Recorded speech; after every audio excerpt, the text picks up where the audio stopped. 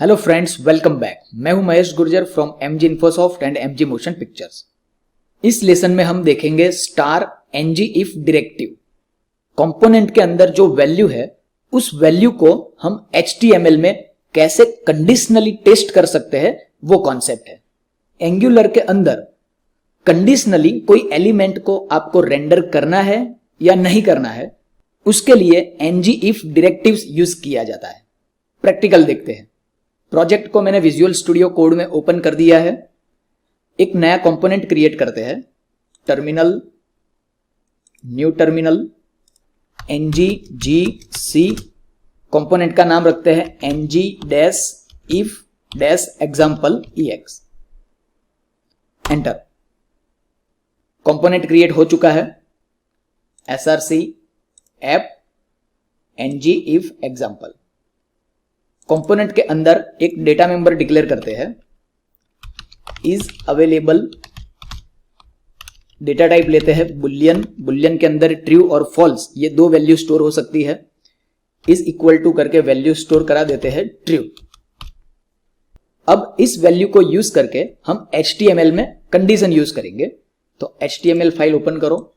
पहले मैं title change कर देता हूं, h1 star ng if component practice. इसके नीचे एक और h1 टैग लेते हैं, my name is Mahesh Gurjar.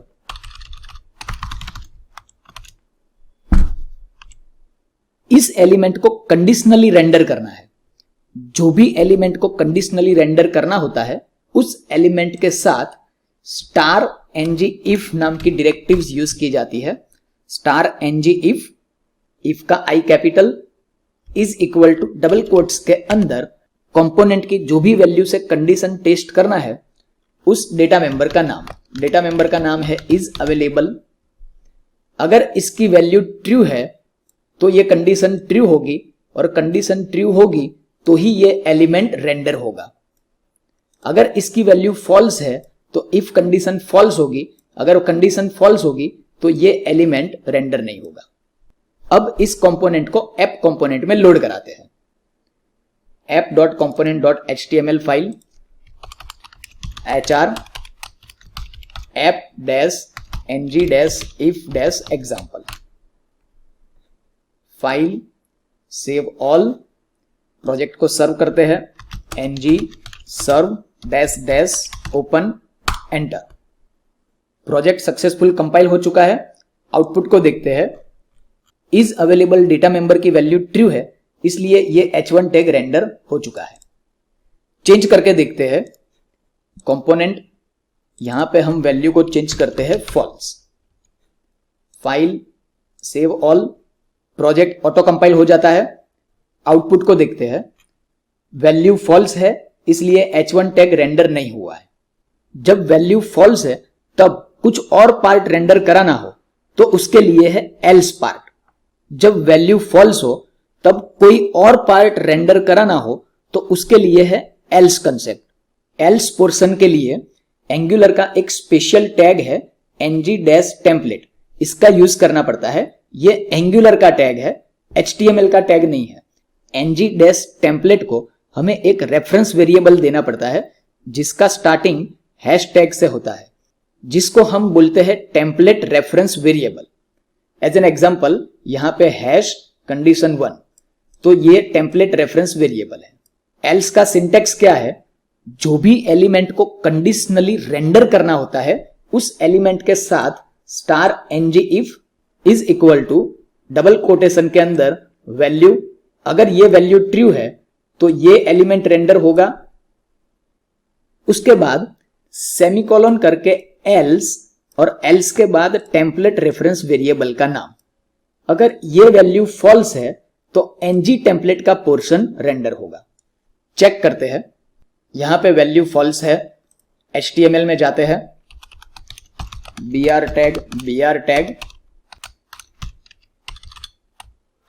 एक h1 टैग लेते हैं। यहां पे लिखता हूं कंडीशन इज ट्रू। h1 के साथ कंडीशन यूज करना है तो star ng if is equal to. अगर ये कंडीशन ट्रू है तो h1 टैग रेंडर होगा। अगर फॉल्स है तो क्या, तो फॉल्स के लिए एक स्पेशल टैग यूज किया जाता है ng-template। इसके अंदर h1 condition is false. ng-template को टेम्पलेट रेफरेंस वेरिएबल प्रोवाइड करते हैं हैश कंडीशन। ng-if में डेटा मेंबर का नाम is available semicolon else and template reference variable का नाम कंडीशन। अगर इसके अंदर वैल्यू ट्रू है तो h1 टैग ये रेंडर होगा। अगर ये वैल्यू फॉल्स है तो एल्स में जाके कंडीशन टेम्पलेट रन होगा। कंडीशन टेम्पलेट के अंदर ये h1 टैग रेंडर होगा। File, save all, auto reload, output. Condition is false. Change करके देखते हैं। Component true, file, save all and output. Condition is true. अब ट्रू कंडीशन के लिए भी मुझे ng-template का पोर्शन रेंडर करना है एंड फॉल्स कंडीशन के लिए भी कोई और ng-template का पोर्शन रेंडर करना है। तो उसके लिए क्या सिंटेक्स है देखते हैं। उसके लिए है then else, मतलब दो ng-template के पोर्शंस होंगे। कंडीशन ट्रू के लिए ये टेम्पलेट रेंडर होगा, कंडीशन फॉल्स के लिए ये टेम्पलेट रेंडर होगा। सिंटेक्स क्या है, then else को यूज करने के लिए हम कोई भी एलिमेंट यूज कर सकते हैं। वैसे भी ये एलिमेंट रेंडर नहीं होगा। अगर कंडीशन ट्रू है तो ये टेम्पलेट रेंडर होगा, कंडीशन फॉल्स है तो ये टेम्पलेट रेंडर होगा।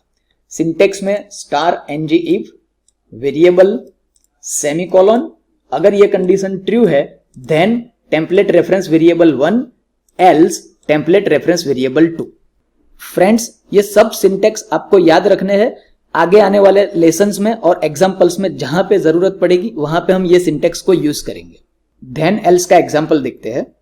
HTML पे br टैग दो टेम्पलेट पोर्शन ले लेते हैं, ng-template, सेकंड ng-template। दोनों को टेम्पलेट रेफरेंस वेरिएबल प्रोवाइड करते हैं हैश फर्स्ट, इसमें हैश सेकंड। फर्स्ट के अंदर h1 टैग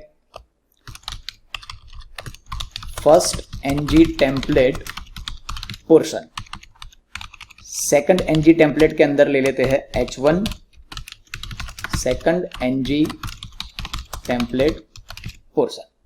अब कंडीशन के लिए कोई भी टैग यूज कर सकते हैं। मैं लेता हूं स्पान टैग।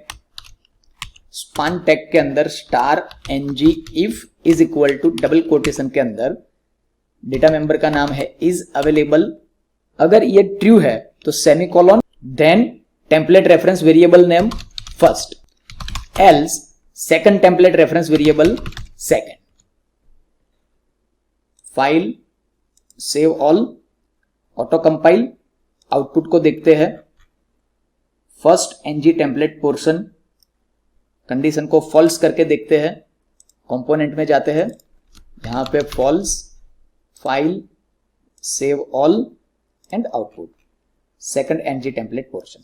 तो फ्रेंड्स, प्रैक्टिस करते रहिए। मिलते हैं नेक्स्ट लेसन में।